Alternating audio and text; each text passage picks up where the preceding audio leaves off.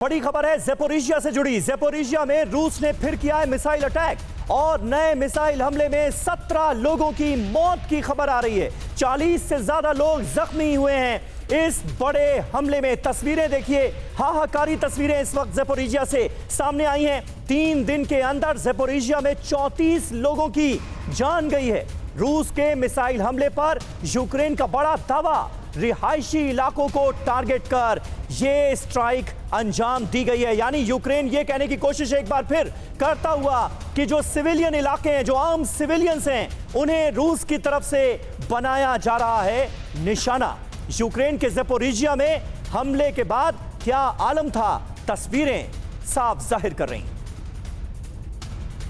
तो देखिए, सबसे बड़ी खबर यही है। कल ये खबर सामने आई कि क्रीमिया में एक बड़ा ब्लास्ट होता है ब्रिज पर और उसके बाद पुतिन का गुस्सा भड़क जाता है। चर्चा आज इसी पर हम करेंगे कि क्या ये वर्ल्ड वॉर का ट्रिगर है। ये सिर्फ 1 एकड़ जमीन पर कृषि करके हर महीने 1 लाख तक कमाते हैं। इनसे सीखना है तो फ्रीडम ऐप को अभी डाउनलोड कीजिए। हमारे साथ पैनलिस्ट जुड़ गए, सबसे पहले उनसे आपका इंट्रो करा दे। एसपी सिंह साहब हमारे साथ है, ब्रिगेडियर शरदेंदु सर हमारे साथ, रक्षा विशेषज्ञ जुड़े हुए हैं, कमांडर राजीव सरदाना हमारे साथ, रक्षा विशेषज्ञ जुड़े हुए, और साथ ही विदेश मामलों के जानकार डॉक्टर संदीप त्रिपाठी हमारे साथ जुड़े हुए। शरदेंदु सर, शुरुआत आपसे करना चाहूंगी।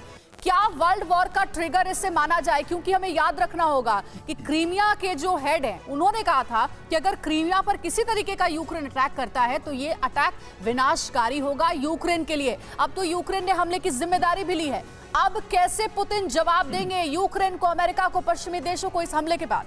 देखिए, ये जो हमला हुआ ये बहुत ही विनाशकारी है और एक ये सिग्नलिंग किया है यूक्रेन ने कि देखिए हम आपके स्ट्रेटेजिक टारगेट को भी डिस्ट्रॉय कर सकते हैं। और इसमें जो क्षति हुई है वो बहुत बड़े मनोवैज्ञानिक लोग पे उस पर भी हुआ है, साइकोलॉजिकल भी है और प्लस मिलिट्री सेटबैक तो है ही है।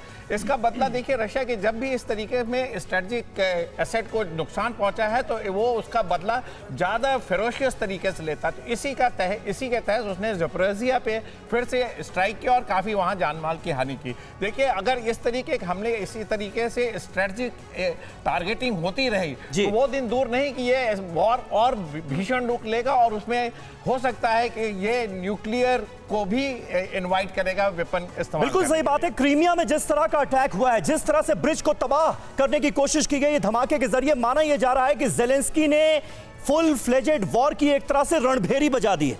इसका अंजाम कितना भयावह, कितना भयानक हो सकता है यूक्रेन के मद्देनजर? देखिए, ये बड़ा इंपॉर्टेंट चीज है। आप देखिए, सीक्वेंस ऑफ इवेंट देखिए, पिछले कुछ दिनों से, कुछ महीनों से हम देख रहे हैं। पहले उनका मॉस्को डुबाया गया जहाज जो है, उसके बाद उनकी अंडर वाटर जो गैस पाइपलाइन है उस पर अटैक हुआ। ये अभी तक नहीं पता कैसे हुआ, किसने अटैक किया, लेकिन नुकसान हुआ, क्षति हुई। अब ये जो है स्ट्रेटेजिक टारगेट, जैसे ब्रिगेडियर शरदेंदु ने बताया कि उनके जो स्ट्रेटेजिक टारगेट है ब्रिज को, जो बहुत ही इंपॉर्टेंट ब्रिज है, जो पुतिन ने खुद अपनी देखरेख में बनाया है, उसका इनॉग्रेशन किया, उसके लिए बड़ा इंपॉर्टेंट है, उसको डिस्ट्रॉय किया गया, उसको क्षति पहुंचाएगी। अब ये चीज़ जो है, ये एस्केलेटरी लेडर है। अभी इसके साथ में ये चीज़ जो आज की आपकी खबर है कि उन्होंने अपना जो कमांडर है क्रीमिया फोर्स का वो चेंज किया है। पहली बारी उन्होंने एयरफोर्स का एक एक्स कमांडर को बनाया है। कमांडर बड़ी बात कह रहे हैं सिंह साहब कि अब जो ये एस्केलेशन है वो और भी बढ़ने की आशंका बढ़ गई है। यानी ये उग्रता जो है वो पुतिन की तरफ से दिखाई जा सकती है। ये सिर्फ 1 एकड़ जमीन पर कृषि करके हर महीने 1 लाख तक कमाते हैं। इनसे सीखना है तो फ्रीडम ऐप को अभी डाउनलोड कीजिए।